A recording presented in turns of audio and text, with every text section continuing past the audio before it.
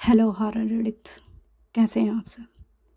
आज मैं फिर से हाजिर हूँ एक नई कहानी के साथ। एंजॉय। अमित छटपटाने लगा। उसने दोनों हाथों से श्वेता की एक एक उंगली अपने गले पर से खोली और उसकी पकड़ से छूटकर बाहर भागा। बाहर भागकर उसने दरवाज़ा झट से बंद किया। उसकी धड़कन की रफ्तार ट्रेन से भी तेज चल रही थी। वो अपने दिल पर हाथ रखकर जोर जोर से सांसें लेने लगा। जैसे ही उसकी हालत संभली, उसे याद आया कि उसकी बेटी अब भी अंदर ही है। वो फिर से दरवाज़ा खोलकर अंदर भागा तो देखा श्वेता रिया को गोद में लेकर खिला रही है। अमित को आता देख उसने सिर ऊपर उठाया। उसकी आंखों में गुस्सा भरा था, पर वो बेहद आम लहजे में बोली, अगली बार ऐसा किया तो। अपनी बात पूरी करने के बदले उसने रिया को सहलाते हुए अपना हाथ उसके गले पर रखा और सारी उंगलियां रिया के गले के चारों तरफ हल्के से कस दी। अमित तड़प उठा, नहीं नहीं, ऐसा मत करना। श्वेता एक खौफनाक मुस्कान के साथ उठी और रिया को गोद में लेकर चली गई। अमित ने रात डर डर कर खुली आंखों में ही गुजार दी। कब सुबह हो और कब वो बाबा के पास चला जाए, वो इसी इंतज़ार में था।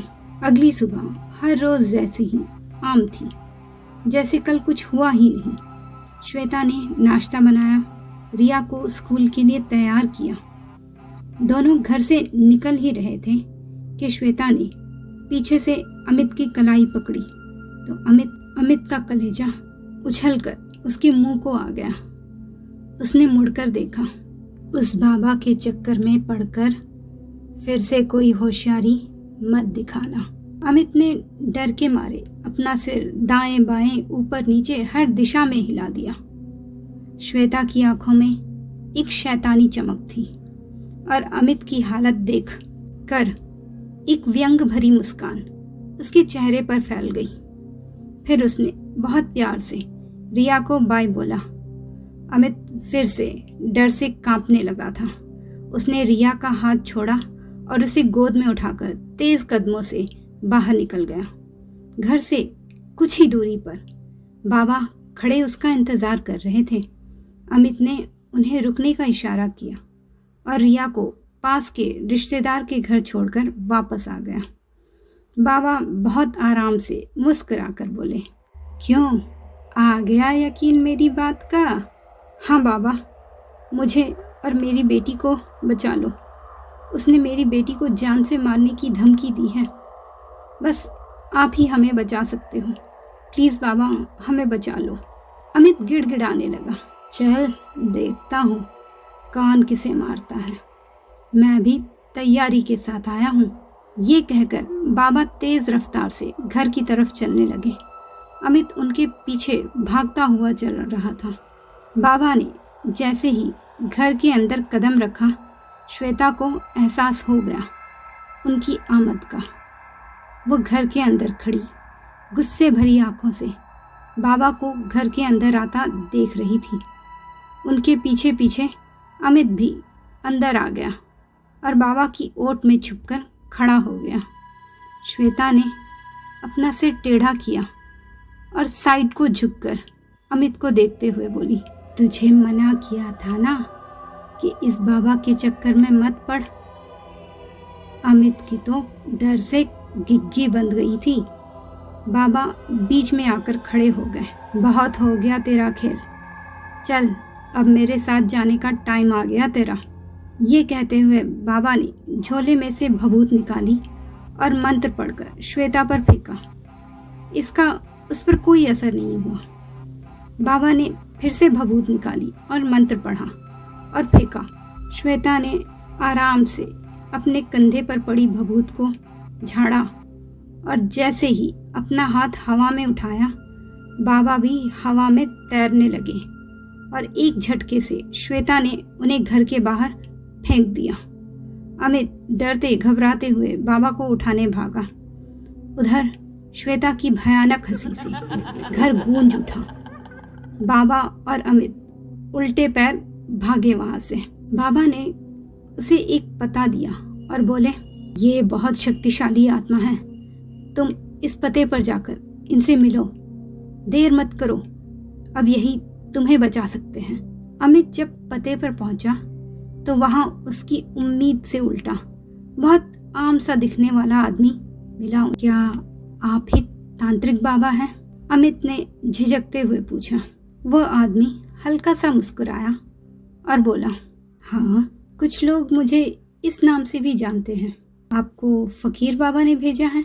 जी, अमित ने कहा और एक सांस में ही सारी आप बीती उनको सुना डाली।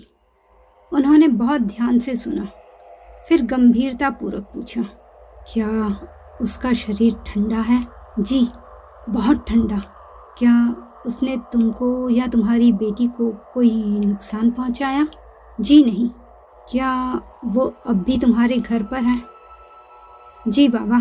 फिर कुछ सोचते हुए बाबा ने बोलना शुरू किया, आपसे कुछ गलतियां हुई हैं जिसकी वजह से कोई दुष्ट आत्मा आपकी बीवी के शरीर में प्रवेश कर गई है।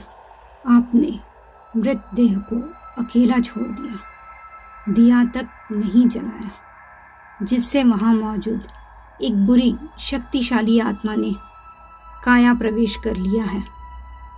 खैर, आप जाइए, मैं थोड़ी तैयारी करके कल आपको फकीर बाबा के घर पर ही मिलता हूँ। तांत्रिक बाबा से आश्वासन पाकर अमित वापस आ गया। अगले दिन फकीर बाबा के घर पर दस्तक हुई। अमित ने दरवाज़ा खोला तो सामने तांत्रिक बाबा थे। अब वो पूरी तरह से तांत्रिक लग रहे थे। उनके माथे पर भभूत था, उनके गले में रुद्राक्षों की माला थी, उनके हाथ में एक दंड था और उनके एक हाथ में झोला लटक रहा था। फिर तीनों मिलकर अमित के घर पर आए।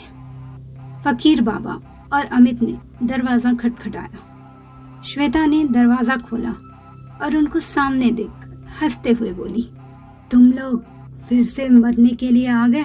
तभी उसकी नज़र पीछे से आते तांत्रिक बाबा पर पड़ी। वो डर कर 4 कदम पीछे हटी, फिर भागकर दूर चली गई। तांत्रिक बाबा ने उसे मुस्कुराते हुए देखा। अब श्वेता डर से कांप रही थी। उसके माथे पर पसीने की बूंदें उभर आई थी। बहुत हो गया तेरा, चल मैं तुझे लेने आया हूँ, तांत्रिक बाबा ने कहा। मैं नहीं जाऊंगी, श्वेता ने बदली हुई आवाज में कहा। जाना तो तुझे पड़ेगा ही। ये कहते हुए बाबा ने झोले में से भभूत निकाली और मंत्र पढ़कर श्वेता पर फेंका। वो दर्द से चीखने लगी, पर वो अपनी जगह से हिल नहीं पा रही थी। बाबा ने उसे मंत्र बंधन में बांध दिया था। फकीर बाबा और तांत्रिक बाबा ने हवन का सामान सजाया और तांत्रिक बाबा ने हवन चालू कर दिया। उनकी आहुतियों से आग की लपटें छत तक जा रही थी। थोड़ी ही देर में उन्होंने अपने झोले से एक मुर्गा निकाला और अपने खून से उसका तिलक करके उसकी बलि चढ़ा दी। बलि पाते ही हवन कुंड में से एक खौफनाक काली आकृति प्रकट हुई। बाबा के आदेश पर उसने श्वेता के अंदर से उस दुष्ट आत्मा को बाहर निकाला और उसे साथ लेकर वापस हवन कुंड में समा गई और श्वेता का बेजान शरीर जमीन पर गिर पड़ा। बाबा ने उस पर गंगा जल छिड़क दिया और अमित को अगले दिन पूरी विधि विधान से अंतिम संस्कार करने को कहकर चले गए। तो मित्रों, कैसी लगी आपको ये स्टोरी? अपनी राय कमेंट बॉक्स में ज़रूर दीजिएगा और मेरे चैनल को सब्सक्राइब करना ना भूलें। धन्यवाद।